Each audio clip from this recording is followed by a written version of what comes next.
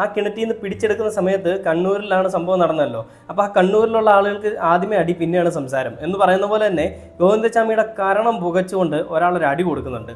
ആ അടി കൊടുക്കുന്ന ഒരു വീഡിയോ ഞാൻ ആദ്യം ഒന്ന് പ്ലേ ചെയ്യാം. അത് കണ്ടിട്ട് നമുക്ക് ബാക്കി വീഡിയോയിലേക്ക് വരാം. അഭിലാഷ് തീർച്ചയായും അതുവരെ എത്തിയെന്ന കാര്യത്തിൽ യെസ് അഭിലാഷ്, അതായത് നമ്മളിവിടെ നിൽക്കുന്ന സമയത്ത് അപ്പുറത്തെ ഭാഗത്ത് നിന്ന് ആളുകളുടെ ഒച്ച കേൾക്കുന്നുണ്ട്, കിട്ടിയെന്നാണ് കരുതുന്നത്. ഏതായാലും അങ്ങോട്ടേക്ക് പോകട്ടെ. കണ്ടില്ലേ, ഇത് സംഭവം നടക്കുന്ന സമയത്ത് ലൈവായിട്ടുള്ള വീഡിയോ ആയിരുന്നു. ആ റിപ്പോർട്ടർ പോലീസുകാർക്കൊപ്പം ഓടുന്ന ഒരു വീഡിയോ ആണ് നമ്മൾ കാണുന്നത്. അങ്ങനെ അവനെ പിടികൂടുന്നതും പിടിച്ചിട്ട് കരണം പുകച്ചുകൊണ്ട് എടുത്തുകൊണ്ട് വരുന്നതും അവന് നടക്കാൻ പോലും വയ്യാത്തൊരവസ്ഥയിലേക്ക് ആവുന്നതുമായിട്ടുള്ള വീഡിയോ ആണ് നമ്മൾ കാണാൻ പോകുന്നത്. ആ ഒരു വീഡിയോ കണ്ടിട്ട് നമുക്ക് ബാക്കി വീഡിയോയിലേക്ക് വരാം. അവൻ കിടന്നത് എങ്ങനെയാണെന്ന് വെച്ചാൽ, ആ പൈപ്പുണ്ട് കിണറ്റിൽ, ആ കിണറ്റിലെ പൈപ്പിൽ മുറുകെ പിടിച്ചാണ്, ഒറ്റ കൈ ആണെന്ന് ഓർക്കണം.